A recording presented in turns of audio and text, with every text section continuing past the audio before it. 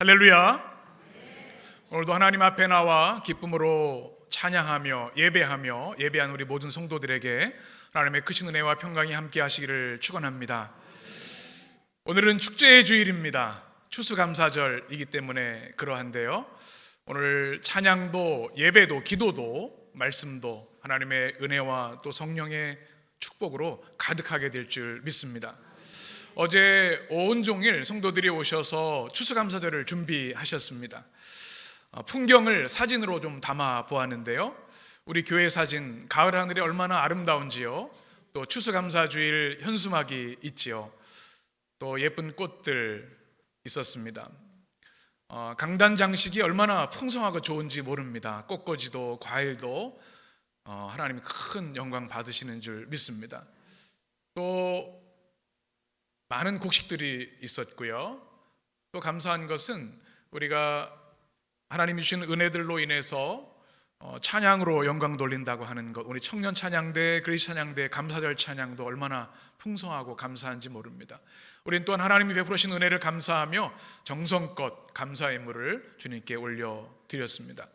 오늘 풍성한 또 축제 점심이 준비되어 있죠. 불고기가 준비되어 있다고 합니다. 또 맛있는 반찬들도, 국도 있고요, 얼마나 즐거운 식탁이 될지 벌써부터 기대가 됩니다. 또 예배 후에는 해림 1일 찻집이 있습니다. 우리가 추억 여행을 떠나는 그런 시간인데요, 우리 많은 분들이 어제 1일 찻집을 준비해 주셨습니다. 사진을 보시면 우리 아름답게 카페 분위기를 내주셨고요, 한 30-40년 전으로 돌아간 것 같습니다. 테이블별로 초도 준비되어 있고, 또 메뉴판도 옛날 성냥도 있죠.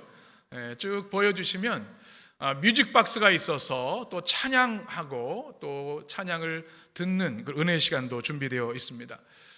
옛날 추억을 위해서 또 포스터, 태권브이도 있고, 바람과 함께 사라지다, 또 로마의 휴일, 이런 것들도 있죠. 아마 내려가 보시면 너무나 좋은 시간이 되실 거라고 생각이 됩니다.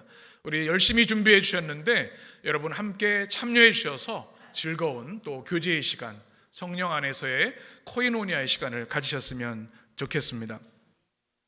이렇게 추수감사주일을 준비하는데 너무 설레는 거예요.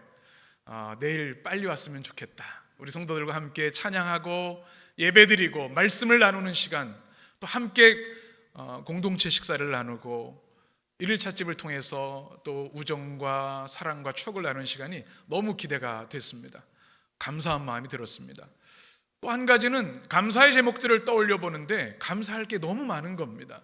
저도 헌금 봉투에 감사 제목들을 아주 뒷면에 꽉 채워서 기록을 했습니다. 더 있어야겠더라고요. 셀 수 없이 많은 감사들이 있는 것, 풍성한 감사가 있는 것, 얼마나 감사한지 모릅니다. 그런데 그 중에도 제 마음속에 감동으로 오는 감사는 교회를 향한 감사였습니다. 이 패역한 세대 가운데 하나님이 사랑하시는 믿음의 공동체, 사랑의 공동체가 이렇게 활력 있고 사랑과 평화롭게 성장해 간다고 하는 것이 얼마나 감사한지, 또 우리 성도들 한 사람 한 사람을 생각해 보았습니다. 우리 성도들 얼굴이 떠오르면서 우리 성도님 올 한 해도 이렇게 믿음이 훌쩍 성장하셨구나. 우리가 감사절에 하나님이 이거 주셔서 감사합니다, 이 놀라운 역사를 이루셔서 감사합니다, 그 감사도 귀하지만 우리 일상에 주신 감사들, 또 무엇보다 우리가 영적으로 조금씩 미약하지만 성장해 간다고 하는 것이 얼마나 감사한가, 그런 생각을 했습니다. 아이들이 자라는 것을 보면 참 경이롭습니다.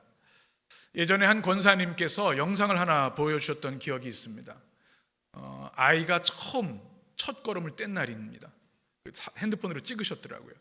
온 가족이 모였습니다. 15명이. 그래서 그 장면을 사진으로 찍으면서 환호성을 지르는 겁니다. 몇 번을 보여주시더라고요. 올림픽에 금메달 딴 것처럼 이제 한 걸음 내디딘 건데, 아이가 자라는 것은 이렇게 우리에게 기쁨을 줍니다. 제가 캐나다에서 목회를 할 때 배운 것 중에 하나가 이겁니다. 저희 아이들이 초등학교를 다닐 때 발표회가 있었습니다. 아이들이 1학년, 2학년 애들이 뭘 또 잘하겠습니까? 악기 연주하고 노래하고 댄스를 하는데 한국 기준으로 보면 아주 부족합니다. 그렇게 해서 무대에 서다니. 그런데 캐나다 엄마 아빠들은요, 막 경이로운 눈으로 박수를 치면서 환호성을 지릅니다. Beautiful, fantastic. 틀리고 뭐 엉망진창인데 그러는 거예요. 아이들이 행복해하는 모습을 보았습니다. 저는 우리 주님께서 그런 마음이실 거라고 생각이 됩니다. 우리가 부족하고 연약하지만 믿음이 조금씩 성장해 나갈 때 얼마나 기뻐하실까. 우리가 꿈꾸는 교회는 이러한 교회입니다. 영적으로 성장하는 것을 경탄하고 축하하는 교회, 환호하는 교회 되었으면 좋겠습니다. 우리가 한 해 믿음의 경주를 달려왔습니다. 어려움도 있었고 시험도 있었고 절망도 있었지만 함께 기도해주고 믿음의 공동체가 손잡아 주어서 지금 이 자리까지 왔습니다. 성도들의 기도와 격려가 있었습니다. 그리고 믿음이 자라날 때 내일처럼 기뻐하고 박수 쳐주고 환호해 주었을 때 우리 공동체가 믿음으로 이만큼 성장하게 된 줄 믿습니다. 사도 바울이 지금 그런 마음으로 골로새 교회를 향해서 감사하고 있는데요, 우리 3절 말씀을 같이 읽겠습니다. 우리가 너희를 위하여 기도할 때마다 하나님 예수 그리스도의 아버지께 감사하노라. 아멘. 지금 사도 바울은요, 뜨거운 마음으로 하나님께 감사하고 있는데요, 그 감사의 이유가 있습니다. 무엇 때문에 감사하고 있을까요? 성경에서 반복되는 말이 너희라는 단어입니다. 너희가 누구일까요? 바로 골로새 교회이고 골로새 교회의 성도들입니다. 바울이 뜨거운 마음으로 하나님께 감사하는 이유는 다른 것이 아니라 주님의 교회로 인한 감사였고 그 교회를 이루는 교회인 성도들로 인해서 감사하고 있었던 것입니다. 우리가 잘 아는 대로 골로새 교회는 큰 두 가지 어려움을 가지고 있었습니다. 그 당시 큰 지진이 있었습니다. 지진이 너무나 무서운 일이죠. 이 고대 2000년 전에 이 지진이 일어났을 때는 그 공포는 이루 말할 수 없을 겁니다. 삶의 기반이 무너지고요, 건물도 흔들릴 뿐만 아니라 영적으로도 또 관계도 다 흔들리는 그런 시대입니다.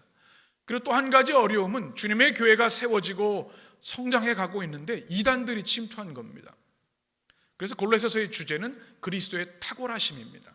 뭐 천사라든지 영지주의라든지 이런 것과 비교할 수 없는 그리스도가 어떤 분이신지를 전해주는 말씀이 골로새서인데 이단의 공격이 있었기 때문이었습니다. 이렇게 어려운 상황 가운데에도 골로새 교회와 성도들은 믿음으로 성장해 가고 있었던 것이죠. 이것을 바울은 감사하고 있는 겁니다. 그러면 어떻게 그 극심한 지진과 이단의 공격 가운데에도 이렇게 아름답게 하나님께 영광 돌리는 교회가 될 수 있었을까요? 첫 번째로 이 골로새 교회는 하나님의 말씀, 진리의 말씀을 듣는 교회였습니다. 무엇을 들었다고요? 진리의 말씀을 듣는 교회였다. 너무 당연한 것 같지만 너무나 중요한 일입니다. 이단들이 있었고 세상의 유혹들이 많이 있었을 때 그것의 마음을 빼앗기지 않고 진리의 말씀에 그들이 집중하고 그 말씀을 붙들었을 때 그들은 지진과 많은 시험 가운데도 흔들림 없이 교회로 세워질 수 있었습니다. 4절 5절 말씀을 보시면 그 교회의 모습이 그대로 나와 있습니다. 같이 읽겠습니다. 이는 그리스도 예수 안에 너희의 믿음과 모든 성도에 대한 사랑을 들었으며 너희를 위하여 하늘에 쌓아둔 소망으로 말미암음이니 곧 너희가 전에 복음 진리의 말씀을 들은 것이라. 아멘. 골로새 교회를 개척한 사람은 에바브라입니다. 바울이 아니었습니다. 바울을 통해 에바브라가 그리스도의 복음을 전해 듣게 되었고 주의 종이 되어서 골로새 교회를 개척해서 목회하고 있었는데요, 에바브라를 통해서 들은 골로새 교회의 모습은 세 가지였습니다. 자막을 한번 보시면 우리가 잘 알고 있는 믿음, 사랑, 소망인데요, 그리스도 예수에 대한 믿음, 모든 성도에 대한 사랑, 하늘에 쌓아둔 소망. 큰 환난과 어려움이 있었음에도 불구하고 주님의 교회가 믿음, 사랑, 소망으로 견고히 서 있었다는 것입니다. 참으로 감사한 일이죠. 여러분이 믿음, 사랑, 소망 하면 무엇이 떠오르세요? 우리 고린도전서 13장이 떠오르시죠? 순서가 좀 다릅니다. 믿음, 소망, 사랑. 그런데 오늘 말씀은 믿음, 사랑, 소망입니다. 이 골로새서는 우리가 하나님의 백성으로 제자로 성장하는 과정에 따라 그 순서를 정했죠. 우리가 주님을 믿는 믿음이 있을 때 구원받은 백성이 되고, 그 믿음이 우리 안에 들어오면 하나님을 사랑하게 되고 주의 명령대로 사랑의 삶을 살게 되죠. 그리고 이 땅에 허망한 것, 허탄한 것이 아니라 하늘에 쌓아둔 소망을 붙들고 살아갑니다.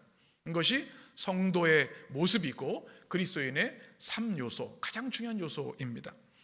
제자도의 핵심이라고 할 수 있는데요, 로안 윌리엄스라고 하는 지금 이 시대 최고의 영성가 또 지성가인 그는 그의 책에서 이렇게 설명을 합니다.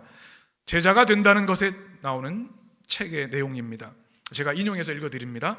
십자가의 성 요한에 의하면 그리스도인의 삶에서 믿음은 지성에서 일어나고 소망은 기억에서 일어나며 사랑은 원하는 일에서 일어납니다. 그래서 제자로 성장한다는 것은 지성에서 믿음으로, 기억에서 소망으로, 의지에서 사랑으로 여행을 떠나는 일입니다. 우리의 지성과 기억과 의지가 진정 하나님께서 원하시는 모습이 되기 위해서는 믿음, 소망, 사랑 안에서 우리 자신이 다시 지음 받아야 합니다. 아멘. 여러분 아멘이시죠? 우리가 누가 제자입니까? 누가 성도입니까? 믿음, 소망, 사랑으로 살아가는 사람이고요, 날마다 매 주일마다 믿음, 소망, 사랑으로 다시 지음받는 새 창조를 받는 사람이 주님의 제자고 성도인 줄 믿습니다. 그 모습을 지금 골로새 교회가 가지고 있고, 그로 인해서 사도 바울은 무한 감사를 올려드리는 겁니다. 우리 인생에 우리가 아무리 큰 업적을 만들고 사람들이 부러워하는 그런 삶을 산다 할지라도 우리 안에 주님이 가르쳐 주신 믿음, 소망, 사랑이 없다면 제자라 할 수 없습니다. 비록 고난이 있고 환난이 있고 어려움의 중심에 있다 할지라도 주님이 우리에게 맡겨주신 믿음, 소망의 삶을 살아간다면 그 삶은 진정한 제자가 되는 것이죠. 그것이 골로새 교회 성도들의 모습이었습니다. 그런데 그러면 어떻게 그들이 이 큰 어려움 가운데에도 믿음, 소망, 사랑의 삶을 살 수 있었을까? 그 이유를 5절 하반절에서 이렇게 말씀합니다. 같이 읽겠습니다. 곧 너희가 전에 복음 진리의 말씀을 들은 것이라. 아멘. 무엇을 들었어요? 복음 진리의 말씀. 헬라어 성경에 보게 되면 이렇게 되어 있습니다. 복음 진리의 말씀, 토, 로고, 테스, 알레테이아스, 투, 유앙겔리우라는 단어로 되어 있습니다. 이 복음 진리의 말씀이 무슨 뜻이냐? 특징이 첫 번째는 소유격으로 되어 있습니다. 진리인데 무슨 진리냐면 복음의 진리라는 뜻이고, 말씀인데 무슨 말씀이에요? 진리의 말씀입니다. 소유격으로 되어 있습니다. 그리고 세 개의 정관사가 있습니다. 토, 테스, 투라고 하는, 영어로 말하면 더라고 하는 거죠. 이런 의미입니다. 주님이 주신 바로 그 복음, 주님이 주신 바로 그 진리, 주님이 주신 바로 그 말씀, 그것을 그들이 들었기 때문에 믿음, 소망, 사랑의 삶을 살 수 있었다. 성경은 말씀해주고 있습니다. 복음, 진리의 말씀은 예수 그리스도 자신이시고요, 또 주님이 우리에게 가르쳐 주시는 말씀입니다. 그리고 말씀의 계시인 이 성경의 말씀이 바로 복음, 진리의 말씀입니다. 이 말씀을 들었을 때 극심한 지진과 어려움 속에서도 믿음을 지킬 수 있었고, 그들이 믿음, 소망, 사랑의 삶을 살아낼 수 있었던 것이죠. 우리가 신앙생활에서 가장 중요하게 여기는 것 중에 하나가 이것이 되어야 합니다. 무엇일까요? 잘 듣는 겁니다. 우리 아이들을 키우실 때 학교 갈 때 얘기하는 말이 있잖아요. 틀린 말이 하나도 없어요. 잘 들으면 건강한 사회인으로 성장할 수 있습니다. 우리 믿음의 성도들은 무엇을 들어야 할까요? 복음, 진리의 말씀을 끊임없이 들어야 합니다.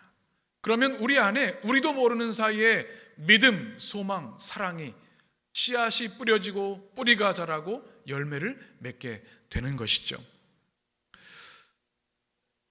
말씀을 들어야 한다는 이야기입니다. 이 바울이 고맙고 감사하게 생각하는 것, 골로새 성도들이 어려움 중에도 하나님의 말씀을 사모하고 그 말씀을 듣는 삶을 살았다는 겁니다. 말씀에는 놀라운 힘이 있습니다. 여러분들이 이것을 성경을 읽으며 선포되는 말씀을 들으면서 체험하셨으면 좋겠습니다. 우리 감리교회는 장로님들을 선출할 때 3년 동안 훈련을 받으십니다. 과정 자격 심사가 있는데요. 우리 지방에도 이제 장에서 추천을 하면 과정고시를 보셔야 합니다. 그 중에 설교학이라는 강의가 있습니다. 제가 설교학 과정고시 위원인데 그 강의 중에 이런 게 있습니다. 사진을 한번 보여주시면 감리교 우리 본이 되는 하나님의 사람이라는 장로라는 책에 보면 이 말씀의 중요성 세 가지를 설명합니다. 말씀에는 무엇이 있어요? 창조력이 있습니다. 태초에 말씀이 계셨고 말씀으로 천지를 창조하셨습니다. 무에서 유를 창조하는 놀라운 힘이 말씀에 있습니다. 또 말씀에 생명력이 있습니다. 죽은 영혼이 살아납니다. 병든 영혼이 치유됩니다. 또 말씀에 운동력이 있습니다. 그냥 가만히 머물러 있던 무기력한 사람들이 말씀이 임하면 힘 있는 주님의 제자가 되는 것이죠. 말씀을 들어야 하는 이유가 여기 있습니다. 우리 성도들에게 올 한 해 감사 제목들이 참 많으실 텐데, 하나님, 제가 말씀 듣는 사람이 된 것을 인해서 감사합니다, 이런 고백이 있으면 참 좋겠습니다.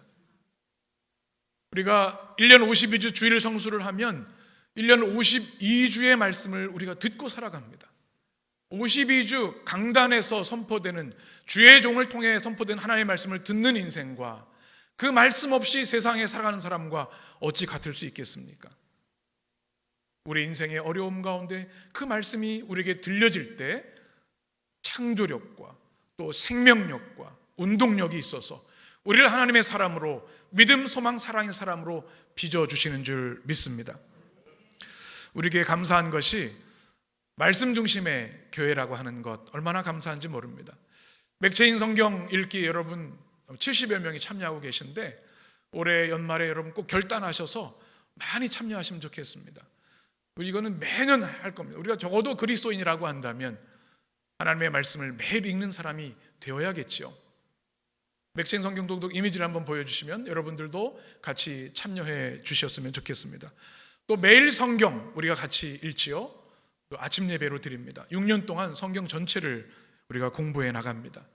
또 앞으로 TBC 성경 공부도 같이 겸해서 신학과 성경적 배경을 같이 배우려고 합니다. 말씀의 반석 위에 세운 교회는 그 어떤 풍파에도 흔들리지 않기 때문입니다. 추수감사절을 맞으면서 하나님, 저를 말씀을 듣는 백성으로 삼아주시니 감사합니다. 창세전에 저를 택하셔서 때가 찬 경륜에 따라 십자가의 보혈의 은혜와 복음의 능력으로 구원해 주신 것도 감사한데, 그리고 이 땅에서 주님을 예배하는 예배자로 세워주신 것도 감사한데 주의 말씀을 듣는 백성으로 삼아주셨으니 무한 감사를 드립니다. 여러분의 감사가 되시기를 주님의 이름으로 축원합니다. 또 주님께 감사하는 이유가 또 하나 있는데요, 골로새 교회는 열매를 맺어 자라는 교회였습니다. 우리 6절 말씀을 같이 읽겠습니다. 이 복음이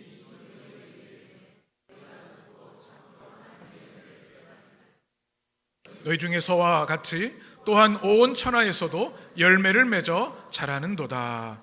아멘. 여러분, 우리에게 큰 기쁨을 주는 것 중에 하나가 자라는 것을 보고 경험하는 것입니다. 여러분, 플랜팅이라는 거 아시죠? 사진을 한번 보시면 요즘 많이 각광받는 것 중에 하나가 이 식물을 기르는 것, 이것이 현대인들에게 많은 위로와 치유를 준다고 합니다. 원예이지요. 가드닝이기도 합니다. 식물을 심고 땅에 심고 자라는 모습을 지켜볼 때 큰 기쁨이 있고 감사가 있습니다. 얼굴 표정이 참 좋죠? 네. 저도 백골부대에서 군목으로 사역할 때 군인 관사에 그 땅이 좀 있어서 상추, 방울토마토, 오이 이렇게 가지 심어봤는데요, 퇴근하면서 출근하면서 계속 보게 되는 거예요. 그러면 얼마나 좋은지 모릅니다. 그런데 이와 비교할 수 없는 기쁨이 뭔가 하면 사람이 자라는 겁니다. 그 크기가, 그 인격이, 특별히 우리 하나님의 백성들은 믿음과 소망과 사랑으로 그리스도를 닮아가는 모습들이 있을 때 그 기쁨은 이루 말할 수가 없는 것이죠. 이것이 바울의 기쁨이기도 했습니다. 전 우리 교회 우리 목사님 전사님들이 참 자랑스럽고 감사합니다. 여러분도 그러시죠? 우리 한 분의 교육 전사님, 한 분의 전도 담당 전사님 계시고 또 우리 두 분의 부목사님이 계신데, 특별히 이 부목사님들은 저의 제자들입니다. 제가 그들의 과거를 알고 있습니다. 15년 전에 어떠했는지, 10년에 있는 그때도 훌륭했지만 목회의 여정을 걸어가면서 너무나 좋은 설교자로, 너무나 훌륭한 목회자의 인격으로 성숙해가는 모습을 보면 얼마나 기쁜지 몰라요. 성도들을 향한 마음도 마찬가지입니다. 우리 성도님들, 제가 이제 부임한 지 8년이 된 8년 전에 이런 모습이었는데 이렇게 많이 성장하셨구나. 그럼 담임 목사에게는 그것만큼 큰 기쁨이 없는 겁니다. 그래서 우리 교회가 감사한 것은 교회를 생각하면 걱정 근심이 찾아오는 것이 아니라 기쁨이 찾아오고, 또 교회를 생각하면 감사의 고백이 터져나오는 교회가 되어서 얼마나 감사한지 잘하는 교회가 됐다는 겁니다. 6절 말씀을 다시 한번 보시면 하반절에 이렇게 말합니다. 온 천하에서도 무엇을 맺어? 열매를 맺어 자라는도다. 골로새 교회는 열매를 맺는 교회였는데요, 열매를 맺다는 단어의 뜻이 좋은 결과를 맺는다, 현재 분사로 되어 있습니다. 이것은 일회적으로 끝나는 것이 아니라 지금도 열매를 맺고 있고 앞으로도 열매를 맺을 것이라는 뜻입니다. 그러니까 바울이 너무나 기쁜 거죠. 여러분, 우리 교회도 그렇게 되기를 원합니다. 여러분, 열매 맺는 삶을 살고 계시죠?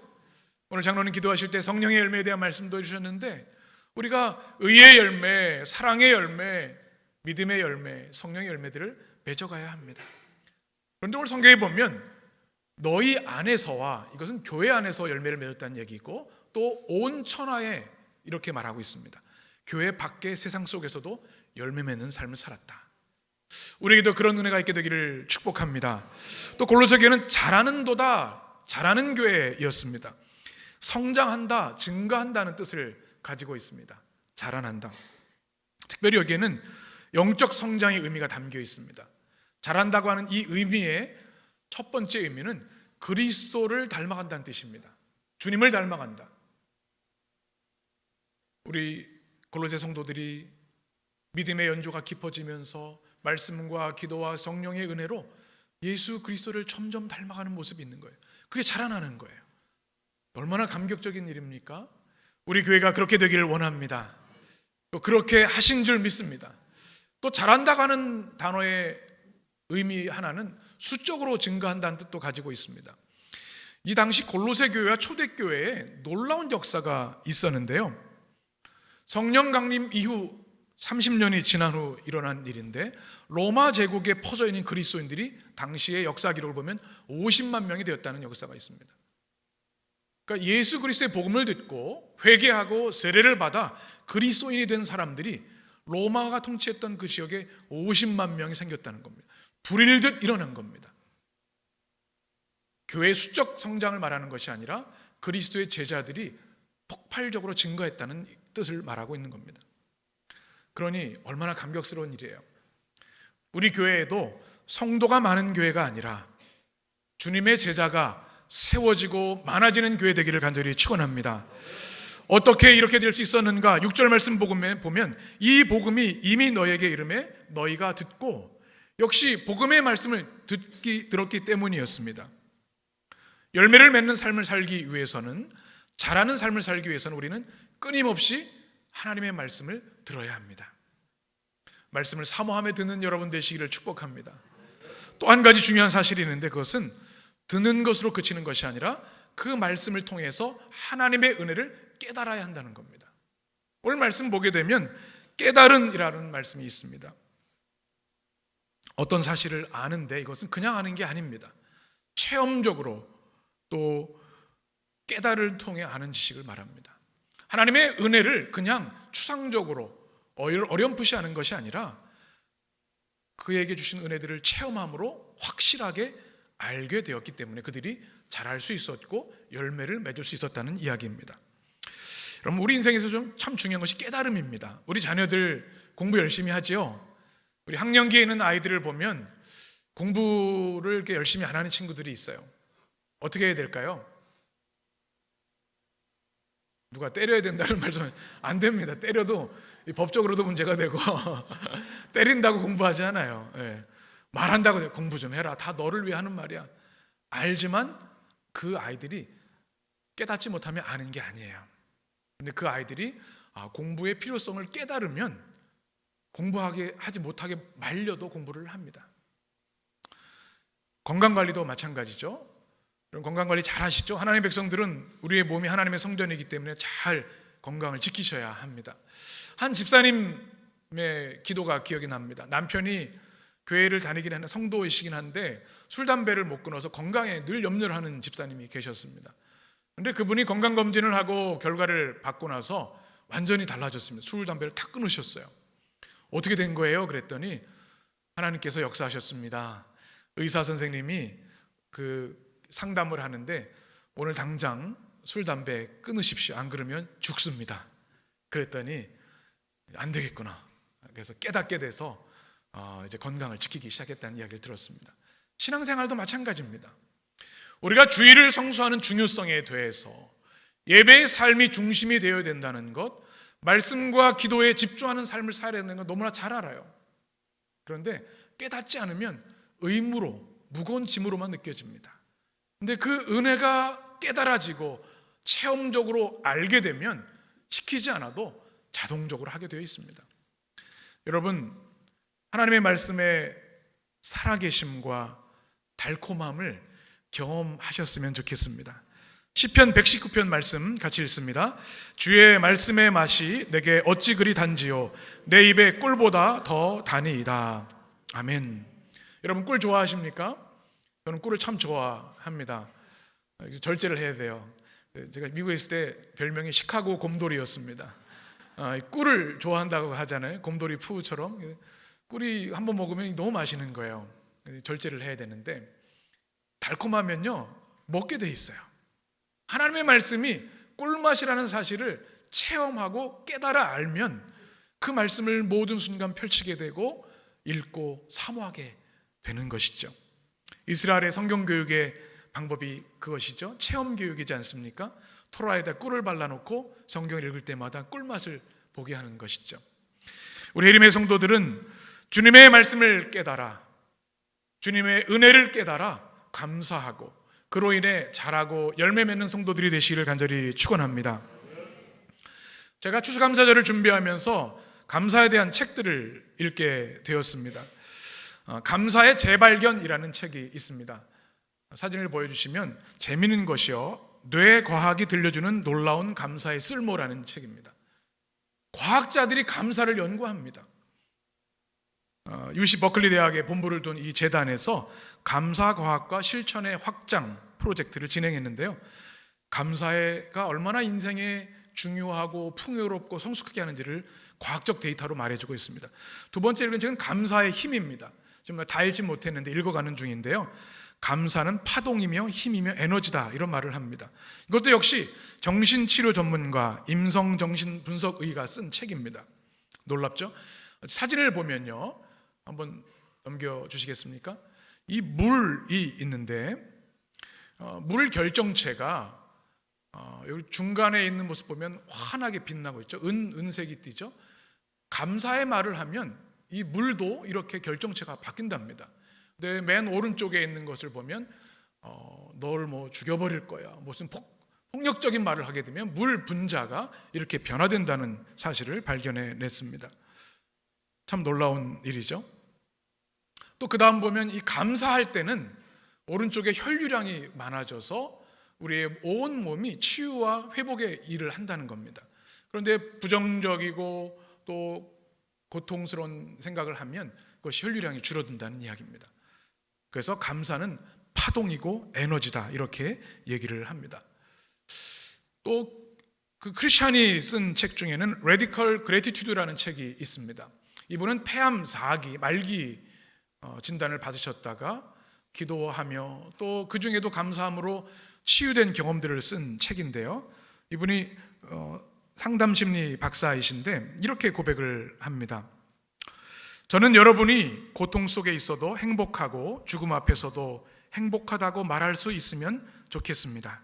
행복은 환경에 있는 것이 아니라 생각과 행동에 달려 있으며 행복의 근원이신 하나님과 연결되어 있을 때 솟아나는 마음이기 때문입니다. 저는 여러분이 아침에 눈을 떠 살아있음에 감사하고 하루의 시간이 선물로 주어짐에 감사하며 해야 할 일이 있음에 감사로 문을 여는 신나는 아침을 맞이하면 좋겠습니다. 좋은 일이 있어서 감사하고 사랑하는 사람들이 곁에 있어 감사하고 힘든 중에도 하루를 잘 견뎠으니 감사하면 좋겠습니다. 행여 고통의 한복판에 있더라도 아직 끝이 보이지 않는 터널 속에 있다 하더라도 칠흑같이 깜깜한 밤중이라 해도 고통 때문에 하나님께 더 가까이 갈 수 있음을 감사로 고백하면 좋겠습니다. 감사는 고통을 이길 수 있는 힘이자 행복으로 가는 관문이기 때문입니다. 이 글귀가 참 감동이 되었습니다. 또 감사의 기술이라는 책에서 저자는 감사를 이렇게 정의합니다. 영적인 능력이라고 얘기를 합니다. 제가 인용해 드리면 감사는 하나님으로부터 주어진 은혜를 알아보는 영적 능력이자 그 은혜와 은혜 베푸신 하나님의 선하심을 인정하고자 하는 마음입니다. 하나님의 선물에 대한 우리의 참된 감사의 밑바탕에는 하나님에 대한 우리의 경외가 자리하고 있습니다. 하나님께 감사하는 것은 우리의 선택이기도 하지만 하나님을 경외하는 것이고 하나님께 영광 올려드리는 것이고 그로 인하여 고난과 어려움을 이길 수 있는 영적인 힘이 능력이 되는 것인 줄 믿습니다. 추수감사절을 맞으면서 우리는 하나님께서 절기를 지키라는 주님의 명령을 떠올립니다. 이스라엘 백성을 주님이 제사장 나라로 삼으신 다음에 두 가지 절대 명령을 하셨습니다. 첫 번째는 안식일 준수의 명령입니다. 우리 신약의 주일 성수의 명령이지요. 창조주가 누구인지 너희들이 진정 경외하고 찬양해야 할 자가 누구인지를 기억하라는 말씀. 우리가 돈과 일의 노예가 되지 않도록 안식의 명령을 내리셨습니다. 두 번째 명령은 절기 명령입니다. 세 절기를 지키라고 주님이 명령하셨죠. 유월절, 또 우리가 맥추절, 추수감사절에 해당하는 수장절, 초막절. 이 초막절은 그 주님이 광야에서 우리를 구원하신 은혜를 기억하며 텐트를 치고 그 고난을 경험하면서 드리는 감사제였습니다. 그때 주님 주신 명령이 뭐냐면 나에게 나아오라.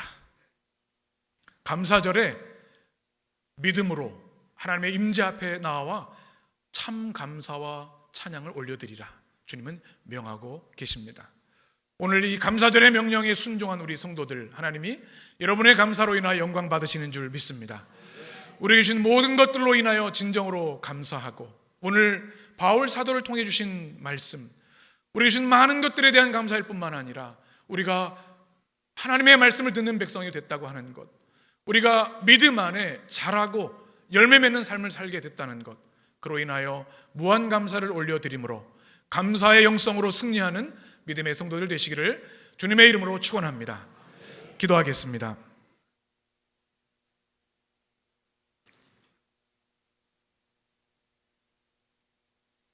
참 좋으신 하나님, 추수감사절을 통해 하나님 앞에 진정한 감사와 찬양을 올려드리게 하시니 감사합니다. 모든 것이 하나님의 은혜입니다. 주의 은혜 없으면 단 한순간도 하루도 살 수 없는 존재임을 고백합니다.